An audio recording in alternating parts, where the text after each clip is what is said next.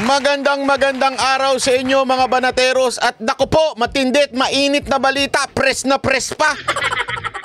Sinisimulan ng babuyin ng mga tambaluslos ang INC. Naku po, hindi maganda yan.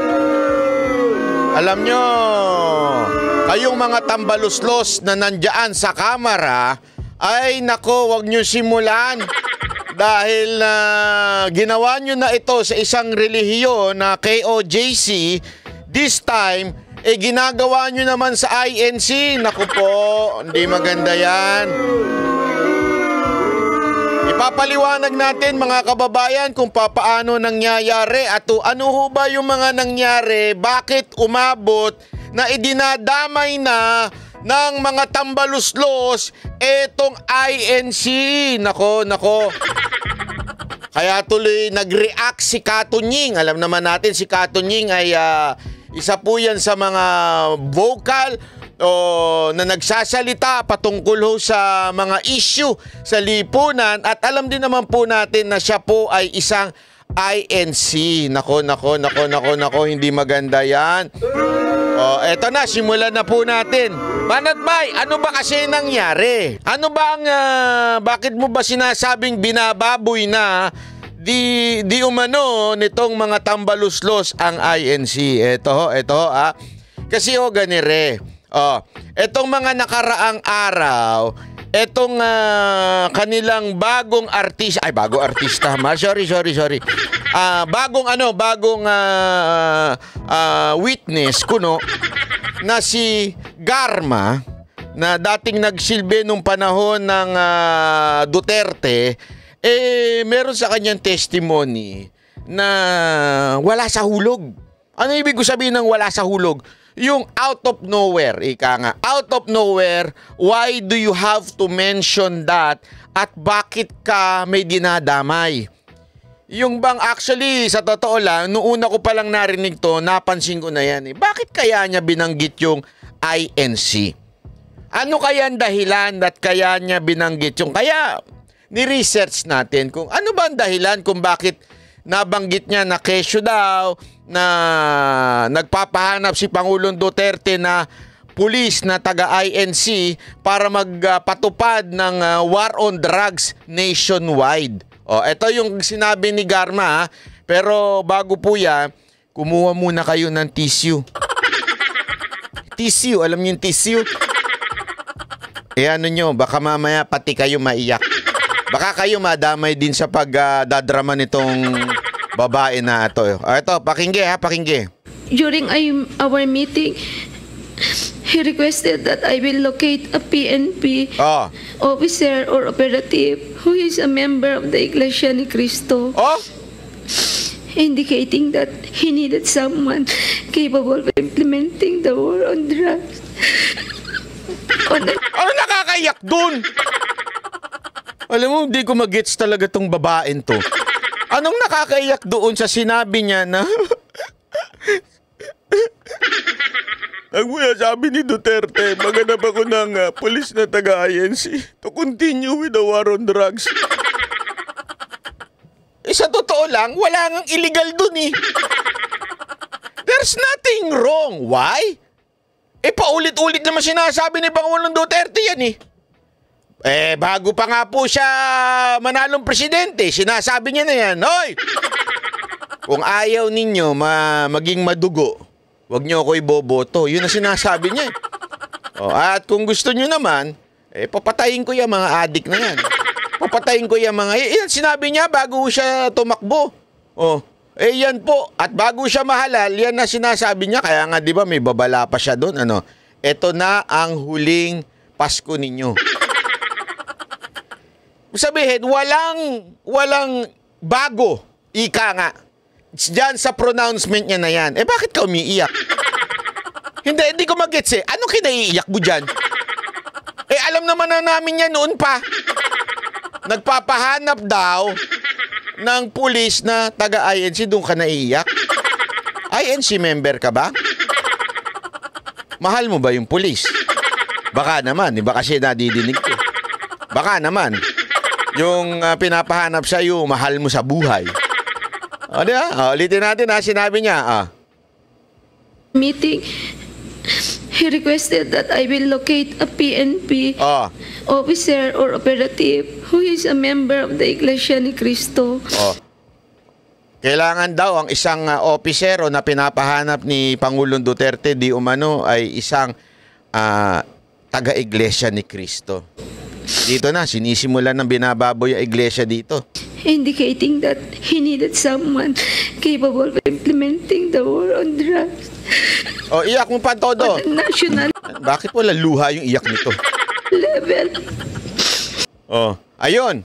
Kasi remember, bakit ko ba sinasabing binababoy? Remember, ang diskarte ka dito kasi ng mga congressman, yung Kamara, ang diskarte nila dito, siraan si Pangulong Duterte by saying na may reward system na nangyayari upang patayin ng mga pulis ang mga inosenteng kababayan natin.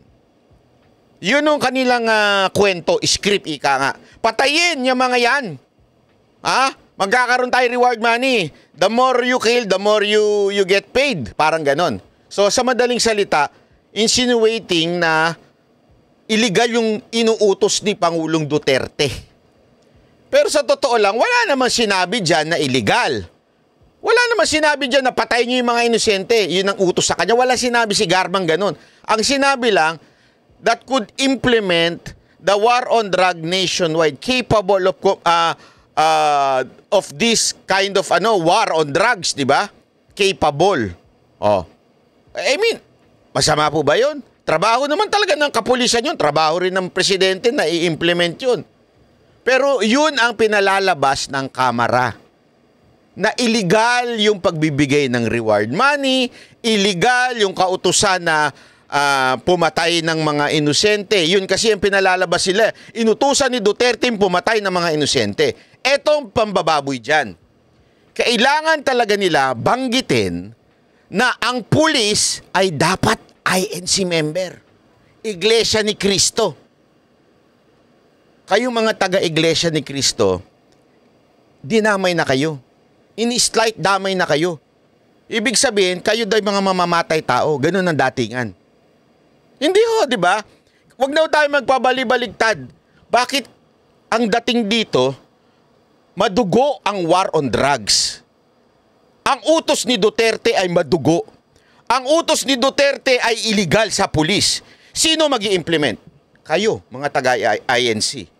Ibig sabihin, mga kababayan, kayo mamamatay tao. Nakikita nyo kung paano kayo binababoy? Yan ang sinabi sa inyo. Sige, obserba natin Ipapakita ko sa inyo kung paano kayo dinamay. Papakita ko. During Anong date yan? Nandun sa kaliwa. Kinuha ko mismo yan sa website nila. October 11. Yang salita na yan. Ano ba mga nangyari before October 11? Okay? Ano nangyari before October 11? Yung mga unang panahon, unang hearing, wala pang sinasabi si Garma na ganyan. Ang sinasabi niya, umiyak pa nga siya sinasabi niya, wala naman ako inuutos na wala naman ganyan, wala ganyan. Kaya nga ho siya na-contempt. Di ba? Kaya siya paiyak-iyak pa. Ngayon, umiyak pa rin siya pero iba na kwento. Sinisiraan na si Duterte at dinadamay na ang INC. Tama, mali.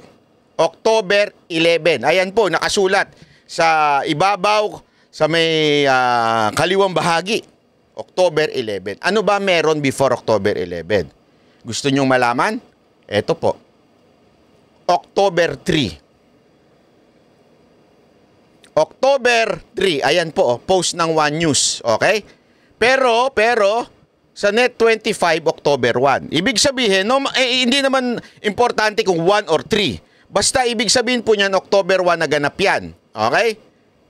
Ayan, Pero dito, nakasulat kasi, paid a courtesy call to Iglesia ni Cristo, Executive Minister Eduardo Manalo, yesterday, October 2. October 1, October 2, October 3. Hindi naman mahalaga kung eksaktong date.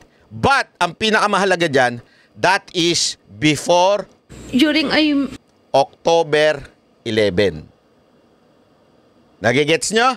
Before October 11, naganap ang meeting ni VP Sara Duterte at ng Iglesia ni Cristo na leader na si Manalo. Nakukuha nyo? Maybe, na-trigger na kagad itong mga tambaluslos. Di ba? Di ba?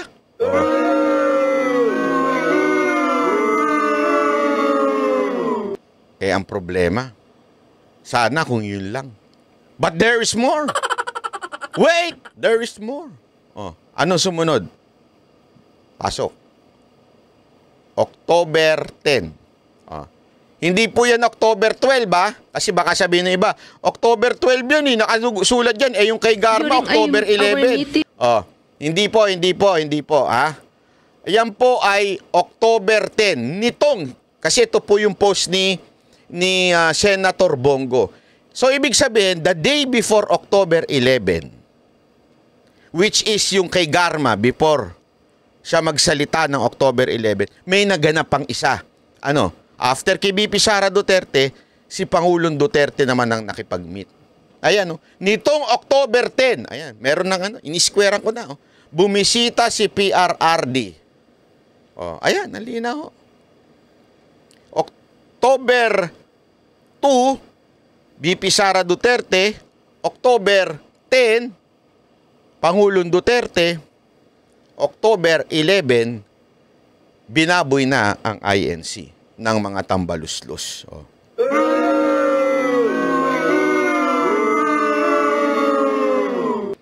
At, eto, malupit. Yung sinasabi ko sa inyo eh. Ganyan ho, dumiskarte etong mga tambaluslos. Mga bata ni, di ba? Bata ho ni Crocodile. Ganyan ho. Nakita kasi alam nyo, ito laging sinasabi. Actually, kinikwento na ho yan sa amin. Di ko na lang sasabihin sa'yo. Basta isa sa mga Duterte nagkwento sa amin yan. Anyone daw na dumikit sa kanila, anyone na mapalapit sa kanila, ay talagang nai-insecure daw. Yan si tambaluslos. Nai-insecure daw sila, yung mga tambaluslos na yan. Dahil feeling nila, pag hindi ka kaibigan, kalabang ka. At pagkakaibigan ka ni Duterte, na mga Duterte, definitely kalabang ka. Kaya nga, alam mo, meron niyang kwento dyan, meron akong congressman na kaibigan dyan, sabi nila, sila mismo sinabihan eh. It's either you're our friend or our enemies. Di ba? Friend ba kayo or enemies namin kayo? Kasi kung friend namin kayo, you have to support etong Quadcom investigation. You have to attack the Duterte. Or, di ba? Kaaway namin kayo, we will make sure we will attack you. Ibig sabihin, walang middle ground. In line with that, kahit nga po ako di ba? Sabi ko naman sa inyo naalok ako kaya lang, hindi ko na sasabihin kung sino yung nag-alok read between the lines, ika nga. Naalok ako Tumanggi tayo Tumanggi po tayo. Ano nangyari? Hindi ka namin kaibigan? Kalabang ka namin. Sige, ito demanda. Hindi ko na lang po sasabihin kung sino. Ganun Ganun ang usapan ngayon. Kaibigan ka? Okay. Atake mo mga Duterte. Kalabang ka? Ay, kaibigan ka ng mga Duterte? Kalabang ka namin. Pagkakalabang ka namin, bababuhin ka namin. Kaya nga, eto. Kaibigan ka ni VP Sara Duterte? Kaibigan ka ni PRRD? Ano ang resulta? Ito ang resulta.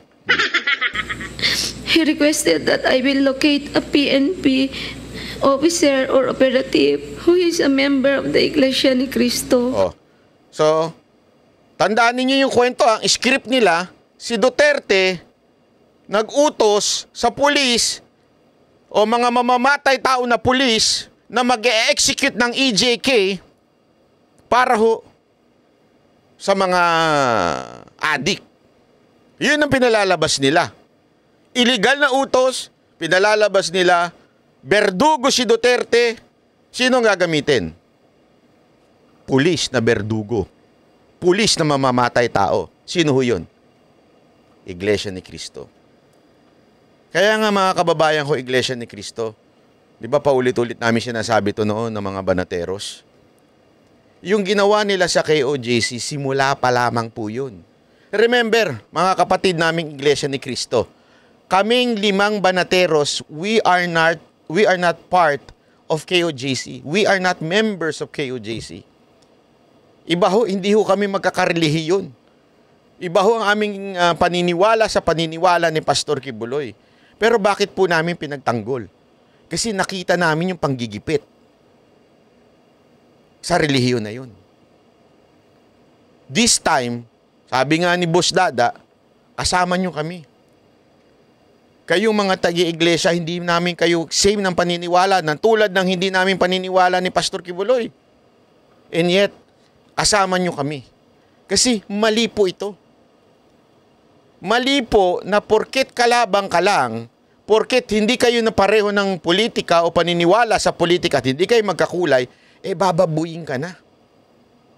Tingnan mo ang kasunod niyan. Sigurado ko meron na namang patay na mabubuhay dyan. Oo, hindi. Ito lang, mga taga-iglesia, tingnan nyo. Sigurado ko yung mga dismiss case na meron kayo noon, for sure magigising nyo, mabubuhay yun. Remember, ganun ang ginawa kay Pastor eh. Patay na yung kaso na yun, dismiss na. Binuhay. Abay, daig pa pala nila yung mga evangelist na bumubuhay ng di ba ho? Kaya sigurado ko, one way or another, antayin nyo. Ngayon pa lang, sinisimulan na kayong dungisan. Babuyin, ika nga. Kaya sigurado ko, one of these days, ayan na, sinisimulan na kayo.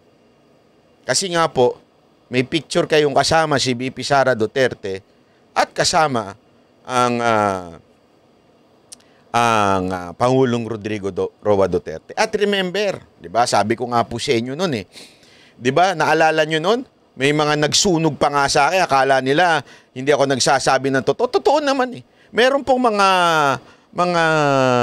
nasa posisyon sa Iglesia ni Cristo na pinarating sa akin through a legitimate source. Very legitimate source. A politician. Tumawag daw sa kanya, tinawagan ako at sinasabing ilabas ko daw sa social media na ang Iglesia ni Cristo ay against sa PI, yung People's Initiative. Nagdalawang isip ako noon. Di ba sinabi ko sa inyo, nagdalawang isip ako kasi baka mamaya naglolo ko lang ho itong kaibigan ko o baka naman hindi talaga taga-iglesia yung kausap niya at hindi ho mataas ang posisyon. Pero sinigurado ko eh. Sinigurado ko dun sa kaibigan. Kahit itong kaibigan ko, hindi nagsisinungaling sa akin. At ito, may mataas ang posisyon. Mataas ho itong taon to. Isang opisyal ng gobyerno. Mataas ho ito at sinabi niya, oo, pinararating talaga sa'yo. Nasabihin mo daw sa vlog mo na against sila sa PI. Ako, sa totoo lang, kinakabahan ako nun. Pero nagtiwala ako doon sa ministro na kausap po nung kaibigan ko. Nagtiwala po ako sa kanya na parte siya ng leadership ng INC. Sabi ko, sige, dahil sinabi niyo yan, sasabihin ko, pangahawakan ko yung salita ninyo. Inilagay ko yung pangalan ko doon. As in, sinabi ko, sige, sasabihin ko. Kasi, isipin nyo kung hindi totoo yun, sunog ako doon. Yung credibility ko bilang vlogger, wala na. Mahihirapan akong bawiin. Kasi sunog ako. Pero, inilagay ko kasi may tiwala ako dito sa mga leadership na Iglesia ni Cristo. Kasi sila ho, pag nagsalita, talagang paninindigan.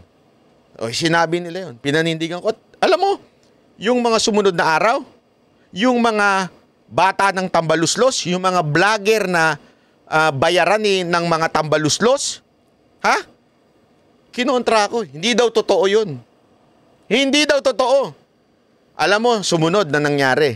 After 2 days or 1 day, lumabas doon mismo sa programa na balita na istasyon ng INC. Kinukumpirma nila na hindi po talaga sila sang-ayon sa PI. Tignan nyo yung kwento Sino ba may pasimuno ng PI? Kayo mag-isip. Sino may pasimuno ng PI? Alam naman po natin, according to the senators and with all the resources na nakita natin, news, walang iba kung hindi kamera. At siyempre, si Romualdez mismo ang pasimuno ng PI. So, ito ang tanong. Doon kaya sa inilabas ko at inilabas din ng news ng INC doon sa, I think it was net 25. Sorry, di pala net. Oh, tama. Tama ba ako? Tama. Hindi, sulat yun lang ako, tama ako. Sorry kung mali ako. Nandun doon sa istasyon na yon, istasyon ng INC, nilabas nila, nasabi nila, talagang totoong hindi sila pabor sa PI. Ang tanong, nagtanim kaya ng galit ang mga tambaluslos dahil doon? Tapos, na-trigger pa sila dito kay BP Sara Duterte at dito kay Pangulong Duterte na nakipag-meet sa leader ng INC. Sa tingin ninyo, magkakakonekta kaya yon? Kung sa tingin ninyo, magkakakonekta yon, comment kayo sa baba. Sabihin nyo, tama nga, magkakakonekta yon. Yung pag-against ng INC sa PI, pag ni Pangulong Duterte at ni BP Sara sa leader ng Iglesia ni Cristo, magkakonekta yan. At dahil doon, nagtanim ng galit itong mga demonyong tambaluslos na ito. Di ba ho? Ngayon, Banat Bay, OA ka naman. OA ka naman na nagagalit ang iglesia o nagre-react ang iglesia. Hindi na po sa akin manggagaling Mr. Kagalang-galang na Anthony Taberna, pasensya ka na, gagamitin ko lang sandali yung video mo. Kapiraso lang naman I-follow nyo na lang po si Anthony Taberna sa kanyang YouTube kung gusto ninyo. Courtesy po ng YouTube channel po ni Anthony Taberna ito. Pagpasensya mo na, Anthony Taberna, kunin ko lang yung kapiraso ng iyong sinabi. Kasi ang ganda na sinabi mo dito Ang ganda talaga na dito mo, makikita mo nag-react na ang isa sa mga vocal na member ng Iglesia ni Cristo na nasa media. Ika nga. Ito pakinggan natin. Isang maga daw nung May something 2016, sabihin, hindi pa presidente si Duterte, baka sigurado panalo na siya, pero tinawagan daw siya, pinapunta daw siya at sinabi daw sa kanya ni noon ay nanalo na Pangulong Duterte noong 2016 na kumuha ng police officer, ito with emphasis, kumuha ng police officer na na miyembro ng Iglesia ni Cristo.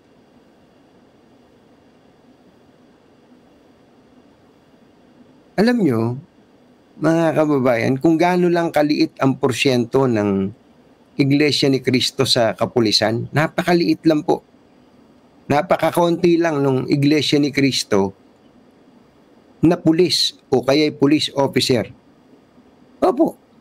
Kasi ang pulis ngayon, nasa 200,000 na yata mahigit ang bilang Pero ang tanong ko doon, una, kung hindi pa ninyo alam, si Pangulong Duterte, bago siya naging Pangulo, ay hindi po niya masyadong pinapahalagahan ng Iglesia ni Cristo Ang totoo nga po nun, hindi po may pagkakataong hindi ibinoboto ng Iglesia ni Cristo. Ito pong si Mayor Duterte noon. Kaya nga minumura din niya ang Iglesia ni Cristo Ngayon, para sabihin niya, kung totoo man yun, na kumuha ng police officers ng mga Iglesia ni Cristo, salita ni Garma yun. Nagigets ninyo? Dito, unang sinasabi ni Anthony Taberna, konti lang ang pulis na Iglesia ni Cristo. Lalong-lalo na ang mga opisyal. Ang nagsabi po niyan si Anthony Taberna na isang Iglesia ni Cristo. Konti lang.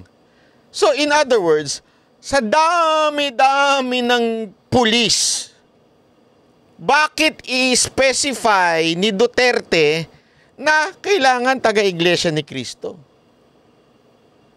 So ibig sabihin nun, si Garma o yung gumawa ng script sa kamera ay sinasabi na kailangan ni Pangulong Duterte ng mamamatay tao na pulis.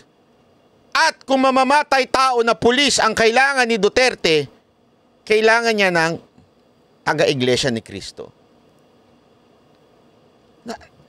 Naintindihan nyo? Ibig sabihin po, mamamatay tao ang mga taga-Iglesia ni Cristo. Yun ang pinalalabas ng script na yan. Kasi nga, it is very awkward for PRRD to look for an Iglesia ni Cristo officer or PNP officer. Kasi nga, sinabi rin ni Anthony Taberna na sa totoo lang, hindi naman malapit si Pangulong Duterte sa iglesia. Minumura pa nga daw, sabi nito ni Anthony Taberna. At the same time, lumabas din sa bibig niya, hindi nga minsan binoboto si Duterte, doong mayor pa siya ng mga taga-iglesia. Meaning, di ba alam naman po natin ng iglesia, black voting yan. The day before the election, naglalabas sila ng kanilang listahan. Lumabas na sa bibig mismo ni Anthony Taberna, hindi nga binoboto si Duterte. May mga pagkakataon na eleksyon, hindi siya binoboto. So, kung sa tiwala at pagiging ganon noong panahon na yon ni Pangulong Duterte, malabo. Tama, mali. Siguro nga, mas malapit pa. Kunwari kung totoo talaga yung sinasabi nila na ganon, mas malapit pa siguro mag-uutos si Pangulong Duterte. Garma, halika. Maghanap ka nga ng PNP na taga kay OJC. Kasi sanggang dikit ko yung si Kibuloy. O, di ba? So, sigurado ko, kailangan ko ng katiwala na mamamatay tao. O, di ba? Na gagawa ng masama. O, sabi nga, parang gano'n na pilalabas kukuha ko ng taga kay OJC. Bakit? Hindi ko sinasabing masama ang taga kay OJC, Pero sinasabi ko, kasi magkadikit kami ni Pastor Kibuloy. Ganun kami nun So kung meron man akong ipagawang hindi maganda, hindi magsasalita yun. Kasi nga, dikit kami ni Kibuloy. Di ba? Mas posible, pero di ko sinabing gagawin ng mga taga kay OJC yan. Kasi, kasi nga, una-una, hindi naman totoo yung kwento na yan Hindi mag-uutos si Duterte na gumawa ka ng illegal. Para mapugsaan mo yan. Mga droga. Hindi. Alam nyo si Pangulong Duterte, siya talaga ay nasa batas. Kasi nga, abogado siya, alam niya kung ano yung batas. Hindi niya na kailangan mag-utos ng illegal. Ang kailangan lang niya sabihin, mag-utos siya ng mga matitikas na pulis. Sugpuin niyo droga. At pag naglaban, lumabang kayo. Yun ang lagi niya sinasabi. So, kung titingnan mo, walang kinaugnayan, hindi kaibigan, kaaway pa nga minsan ng Iglesia ni Cristo ni Duterte. Bakit sasabihin ni Duterte kay Garma, kumuha ka ng taga-INC? So, in other words, malabo. Malabo pa sa malabo na uutusan niya si Garma at sabihin niya, huy, kumuha ka ng taga-iglesia. Malabo. Imposible niya sabihin yun. Di ba? Naintindihan niyo ibig sabihin? Imposible niya sabihin yun. Bakit binanggit ni Garma? Ayan na yun. Kasi nga, doon sa tatlong rason. Di kaya dahil kumontra ang iglesia sa PI, nakipag-meet ang iglesia kay BP Sara, at nakipag-meet ang iglesia kay PRRD. Hindi kaya yung tatlong dahilan na yon? Kaya, nung October 12, nagsalita si Garma at sabi sa script, idamay nyo ang iglesia. Kaya nga nagre-react na ito si Anthony Taberna Kasi parang wala sa logic tuloy. Di umano inutos ni Pangulong Rodrigo Duterte. Pangalawa, Pangalawa, pagka ba, dahil nabanggit ko nga sa inyo kanina na napakakaunti lang naman ng iglesia niya, pagka ba mayroong ibang police officer, halimbawa, police officer, si Garma mismo, sasabihin ba niya, pumili ka ng mga Katoliko, o kaya Muslim, pumili ka ng mga Muslim, o kaya naman ay mga born again, pumili ka ng mga born again. Hindi po ba mga kababayan? Well, hindi ko maintindihan kung bakit nasali bigla ang pangalan ng Iglesia ni Cristo. Yun na nga yun, Sir Anthony. Kasi gustong palabasin doon sa script kayong mga taga-iglesia mamamatay tao. Hindi, walang biro, sir. Eto, pasensya na, pero yun yung punto ng script eh. Si Duterte, mamamatay tao, uutos sa pulis para mag-ano ng EJK at mamamatay tao, sino uutusan niya? Di ba? Yung mga mamamatay tao na pulis, na opisyal. O sino daw yun? Taga-iglesia, taga sa inyo. Ganun ang ini-imply po nung kwento na yan. Mga kababayan, bakit nagkaganon?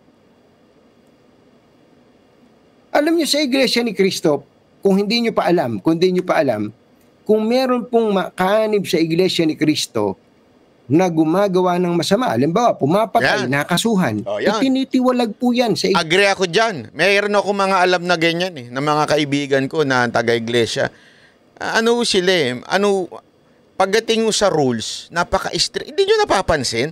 Hindi yun naman wala ako sinasabing yung iba, hindi ganun ha. Ang sinasabi ko lang dito, pagdating po sa rules, napakahigpit ng iglesia eh. Sila nga ho eh, pansinin ninyo. Di ba kahit ipilit na paaminin sila sino susuportahan nila, wala ka maririnig o magchichismis na, oo sa baba, siguro yung mga kwento-kwento sa barbero. Alam mo naman kwentuhan sa barbero tsaka sa mga inuman eh. Pero yung mga ministro nila, mga opisyal nila, never na lalabas kung sino ang kanilang inendorso at binoto. Bibihira po yan. Wala ho kayo talagang, alam mo yun, wala kayong, ako sa dami kong kilalang na kay Iglesia ni Cristo, every time tinatanong ko siya, sino binoto niyo presidente? Ang sagot nila, i-smile lang ka ng ganyan. Kasi, ewan ko ha, hindi ako sure ha, mga taga-iglesia, kung totoo ito ha, parang sa inyo, yun ay isang sikretong bagay na hindi pwedeng sabihin. Kaya kahit kaibigan ko, kahit mga kamag-anak ko, hindi nila sinasabi sa akin kung sino yung binoto nila, sino yung kinarga nila sa eleksyon. Ganun sila ka-stricto. Kaya tama yung sinasabi nito ni Anthony Taberna na pag may tiwali sa kanila, pag merong gago at meron silang nalamang kriminal na sa kanilang grupo, talagang tinitiwali. Di ba? Ganun ang ginagawa. Iglesia ni Cristo.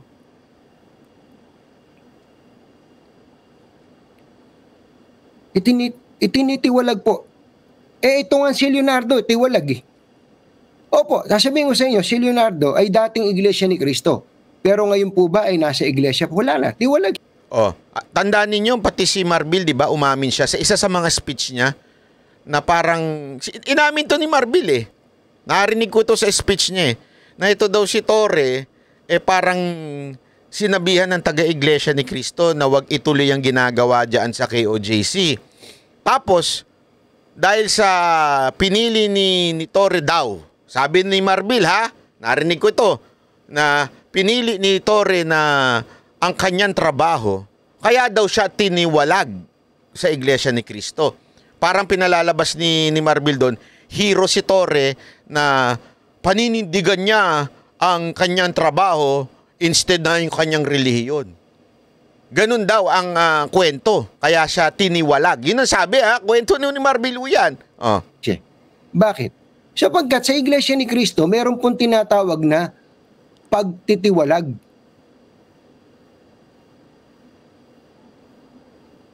Opo. May kinakailangan pong sa iglesia, opo. Meron pong ganong tuntunin sa iglesia.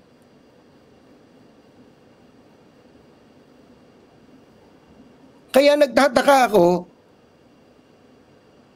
kung bakit sa statement ni Garma, ano ba gusto nilang sabihin? Nako.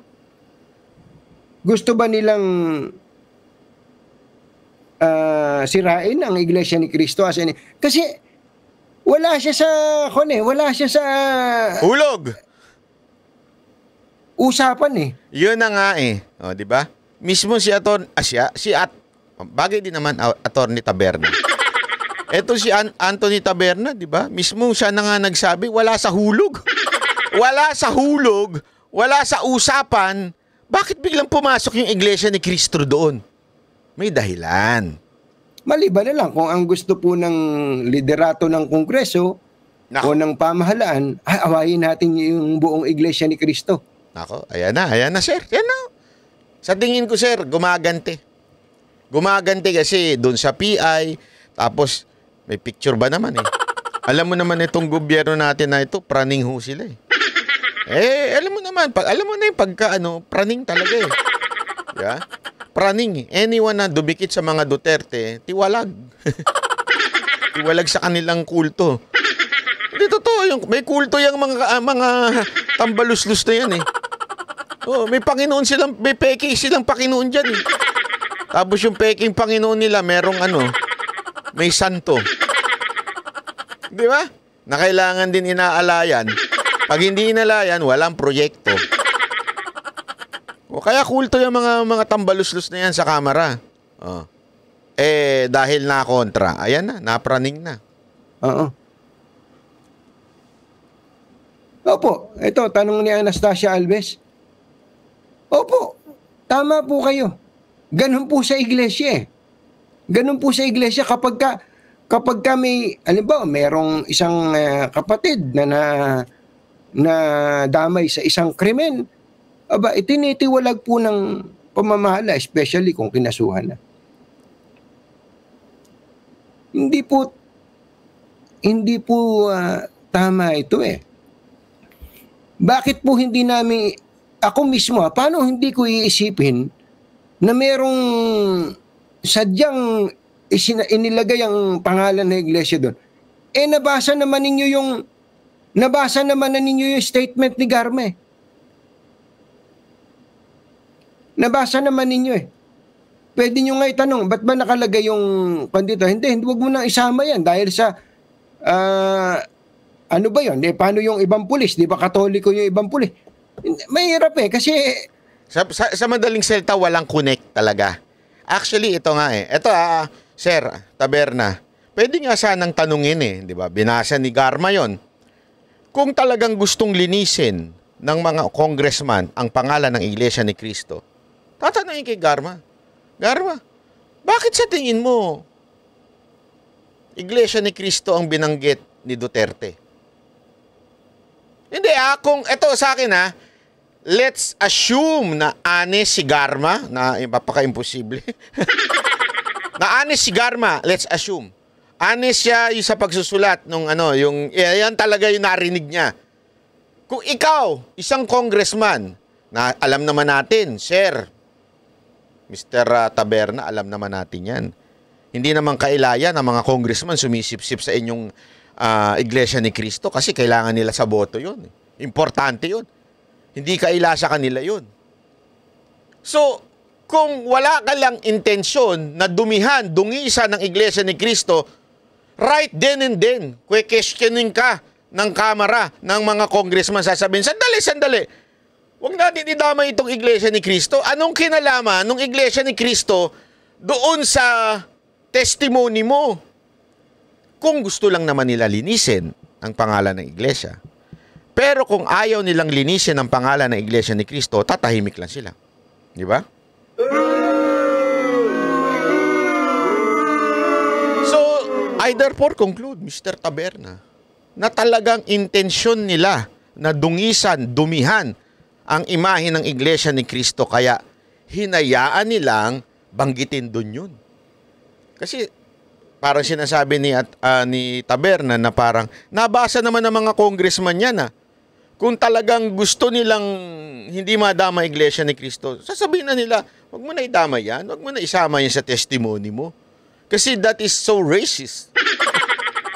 Hindi. That is so discrimination. Di ba? Nagdi-discriminate ka eh. Pwede ba namang porket merong isang INC member, sasabihin mo na yung pambihira naman, no?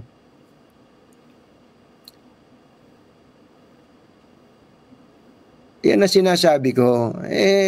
Walang ganunan. Yan. Walang ganunan. Ayan na. Bumitaw na si Sir. Mga kamara, mga tambaloslos, walang ganunan. Wag tayo ganunan. Gusto nyo bang... hindi kasi alam mo, ito nga yung sinasabi ko sa inyo noon pa eh. Yung ginawa ng gobyernong ito sa KOJC, ang tawag dyan, testing. Testing the water. Parang sinasabi nilang, kasi tandaan ninyo, ang isang matagumpay na revolusyon, remember 1986, di ba, yung nangyari nun? Ang laki ng component ng church. Marami yan. From the people, the church, the media, and the military. Yan ang mga elemento ng matagumpay na revolusyon. At siyempre, yung huling-huli sa lahat, muka ng revolusyon. Ibig sabihin yung taong tatayo. Kaya ngayong huli, doon siya na nagka-problema hanggang napilitan na si Cory Aquino na tumayo. Pero lahat yan, tinesting na nila. Binigyan na nila ng media, SMNI. Kontra kayo, yari kayo. Kahit may prangkisa kayo, hindi kayo makakalabas sa telebisyon. Niyari ang SMNI. Tao, kita naman natin kung how they pay bloggers to influence people. Not, alam mo yun, na magbulag-bulagan. Church, KOJC, sinampulan. Kayo, mga church, lalaban kayo sa gobyerno, KOJC labas nyo. Tinesting nila yan. And somehow, they feel they succeeded. Kasi, nakuha si Pastor Kibuloy at naikulong nila, they think na nag-succeed sila. Ngayon, alam naman po natin, totoo naman to, alam naman po natin na napakalaking puwersa ng Iglesia ni Cristo, ang napakalaking masasabi nating impluwensya nila pagdating sa politika. As a matter of fact, kaya nga ho, alam mo yun, dati, totoo naman to, alam naman natin dati, di ba, na talagang nagsisip-sipan sila. Pero, napansin ninyo, mismong si Marcoleta, alam naman din natin, taga-iglesia, di ba? Na si Marcoleta, nung kumontra, tingnan ninyo, pinapanindigan nila, hindi, wala kaming pakialam kahit taga-iglesia kayo. Kaya namin kayong siraan, kaya namin kayong babuyin ng tulad na ginawa namin sa KOJC, kay Pastor Kibuloy. Bababuyin din namin kayo. Yun ang kanilang ginawang testing the water. So ito na, ginagawa na nila sa iglesia ngayon. Kasi remember, 2025 is just, alam mo yun, malapit na ho yun. Ilang buwan na lang din yun. And pag nagawa nilang mapasama ang imahe ng Iglesia ni Cristo, di ba? Ano sa tingin nyo mangyayari? Hindi, alam mo yun. Tandaan ninyo, yung kaso ni Pastor Kibuloy, dismiss na po yun. Nabuhay lang. Saka nakakita ng ganun. Kung gagawin niyo yun, sabihin nyo, ito, si Congressman Dan Fernandez, ako po ay isang Katoliko. Magtatanong po ako sa isang Katoliko din. Ito pong sinungaling na ito, Katoliko po ito. Sasabihin niyo ba yun? Hindi. Tama! Hindi po yun, mga kababayan. Hindi po ganun ang style. At hindi po tama yun kasi hindi naman to usapang relihiyon. Pang-relihiyon. Correct. Alam mo ang sinasabi ni dito? Hindi nyo kailangan idamay yung INC. Kung may pulis, yung pulis lang. Wag na yung INC. Bakit nyo dinamay? Yun eh. Hindi naman religious issue to. Hindi to religious issue, mga kababayan.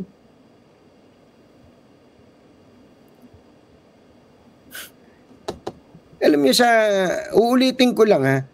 Uulitin ko lang. Diba, magsasalita doon. Halimbawa lang to ha, sample ko lang ha. Si congressman ako, sabihin niya, o ikaw kasi ano ba reliyon mo? Hindi kasi usapang reliyon to eh.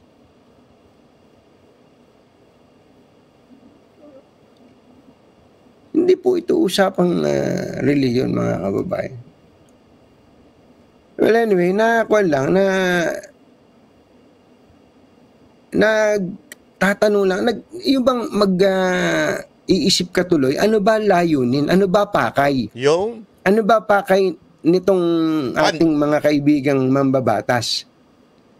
At pati na rin mismo ni Garma, di ba? Alam mo, Sir Taberna, tandaan mo si Barbers. Si Barbers nga, pinuri ng pinuri si Pangulong Duterte. Bakit ngayon bumaligtad? Noong panahon na isa yan sa mga lumalaban sa, alam mo yun, sa mga kumukontra sa war on drugs, si Barbers. Bakit ngayon? Tingnan nyo ginagawa. Kasi nga, sir, yung mga kaibigan ninyong congressman, pressured. They are pressured kung ano yung script. And I think, Mr. Taberna, the script clearly says na talagang idamay ng iglesia. Idamay na sila. Para ma-warningan na nga. Ika nga, ma-warningan. Kaya namin kayong babuyin. Kaya, sa darating na eleksyon, siguraduhin nyo akong bata ninyo. Hindi, kaya nga ako, sabi ko nga sa inyo, Mr. Taberna. Tulungan natin ang mga katulad ni Marcoleta. Ako talaga sabi ko sa inyo, isa yan sa talagang number 1 kong ikakampanya, etong si Marcoleta. Kasi marunong, yan ang, ewan ko po para lang po sa akin mapasensya na Mr. Taberna, para po sa akin, isa talagang simbolo ng pagiging iglesia ni Cristo itong si Marcoleta, kasi may paninindigan. Alam mo yun? Talagang pinanindigan niya. Kahit binaboy siya ng kamera, pinanindigan niya. Yan ako, sabi ko nga sa inyo sa dami ko kilala na politiko na yung talagang totoong may prinsipyo. Isa ito talaga sa hinahangaan ko si Marcoleta. Dahil nga din po, isa yan sa mga values na meron ng mga taga-iglesia. Ngayon, sinusubukang baliin sa inyo. Sinusubukan nilang baliin na, huwag kayo magpakaastig, amin ang gobyerno ngayon. Amin ang gobyerno ngayon, wala kayo sa posisyon, kami namumuno, yung bata ninyo, ang kulit. Hindi siguro, napikon din sila kay Marcoleta, ang kulit ng bata ninyo, sasampulan namin kayo kung paano namin kayo bababuyin. Ay, huwag kayong mag-alala, Mr. Taberna. Tulad ng pakikipaglaban ng Banateros sa KOJC kahit hindi kami membro. Kasi naliniwala kami sa religious freedom. Yan din ang aming ipaglalaban kasama ninyo. Na kami po'y lalaban para sa Iglesia ni Cristo dahil mali po kasi talaga ang karapatan po ng Iglesia ni Cristo, ng KOJC, ng Born Again, ng Protestant, ng Mormon, ng Muslim, yung kanilang i-exercise nila yung kanilang paniniwala maging sa politika. Wala hong karapatan ng Estado na diktahan kayo. Wala ho. Kaya nga may separation of church and the state. Pero tila ngayon talaga kakaiba ang galaw ng state. Talagang dinidiktahan ang relihiyon. Ginigipit sa pamamagitan ng panggigipit. Ano ba pakay? Para bigla pa ninyong babanggitin ang pangalan ng Iglesia ni Cristo. Ano pakay? Natural. May pakay dyan, mga kababayan.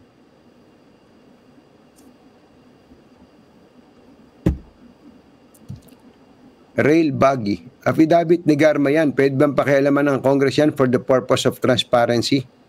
Kayo naman, para naman kayong ipinanganak kahapon. Kaya alam mo, napanood ko kasi itong live ni Taberna. Ang daming, may mga kumukontra sa kanyang mga Marcos loyalists Kasi siguro dahil nga naman sa mga stand ni Taberna before na hindi ko naman sinasabing siya'y loyalista pero may pagka pro Marcos ang datingan. So marami siyang nakuhang follower na pro Marcos. Ang daming may mga negative na comment sa kanya diyan during his live. Tapos sinasabi nito, kita niyo no? Sinasabi nga niya pwede bang pakialaman ng congressman yung statement ng witness? Sabi nga ni Taberna, para naman kayo pinanganak kahapon. Ibig sabihin po, ako naniniwala ako from my heart na scripted lahat Pati yung pagdamay sa iglesia, scripted dyan. Kasi ito i-assume na natin na honest to goodness itong si Garma sa kanyang sinabi. At kung ikaw ay congressman, masisilip mo na kaagad yun. Na bakit mo idadama iglesia ni Cristo? Ba't di mo ilagay katolikong pulis, katolikong basta yung pumatay na pulis, katoliko ito. Bakit mo kailangan talagang i-single out na iglesia ni Cristo? So kung talagang congressman kang matino, at wala kang intensyon na idamay o masira ang puri ng Iglesia ni Cristo, right then and then, kahit nakasulat pa yan, babarahin mo na si Garma. Sandali, bakit kailangan mo sabihin ng iglesia?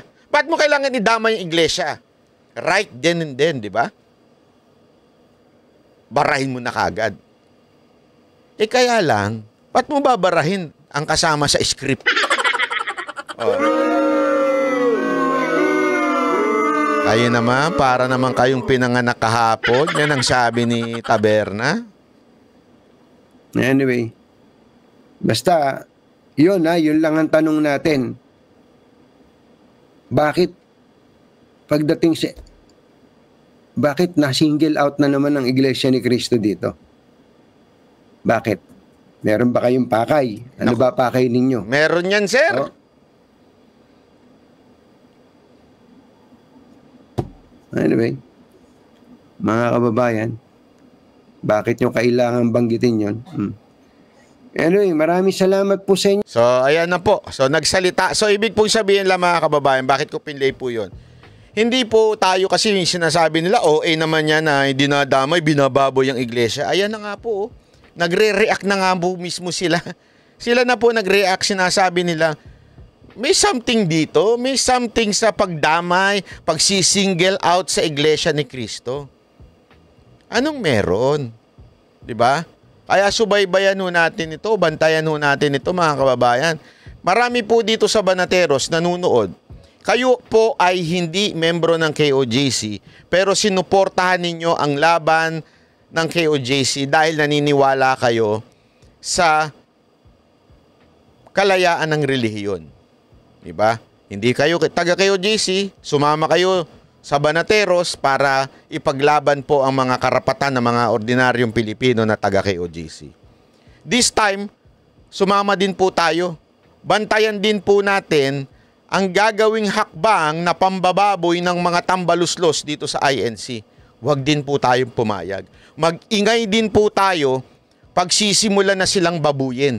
Ngayon pala, sinisimulan na silang babuyin So, ibig sabihin po nun mga kababayan, samahan natin sila. Napaka-importante po niyan. Bantayan natin at magsama-sama tayo. Kaya nga alam mo, napakaganda nung plataforma ni Pastor Kibuloy. Di ba kaya nga siya tatakbong senador? Isa sa mga plataforma niya is religious freedom. Dapat talaga malinaw ang separation of church and the state. Dapat talaga malinaw ang kalayaan ng bawat Pilipinong mamili ng kanilang relihiyon at i-practice ito ng malaya. Okay? No matter what religion you are, yan ang ipaglalaban ni Pastor Kibuloy. Sana po, mga taga-iglesia, suportahan po natin to. Dahil alam ko before, merong mga syempre may mga differences yan Pero ngayon, ipaglalaban ni Pastor Kibuloy ang lahat ng relihiyon na maging malaya, na huwag pakikialaman, nahahayaan magsalita kahit ho ito'y kontra sa gobyerno. Yun lamang po. At kami namang mga hindi rin kamembro ng KOJC, hindi kamembro ng INC, sama-sama ho tayo. Tandaan natin, ito'y hindi usapan ng relihiyon. Ito'y usapan ng kalayaan ng bawat Pilipino na magbigay at magpahayag ng kanilang saloobin. At huwag ipitin ang anumang relihiyon dahil napapraning lang sila. Yun lamang po. Maraming salamat po. Ako po si Banat Bay. Kita-kita po ulit tayo.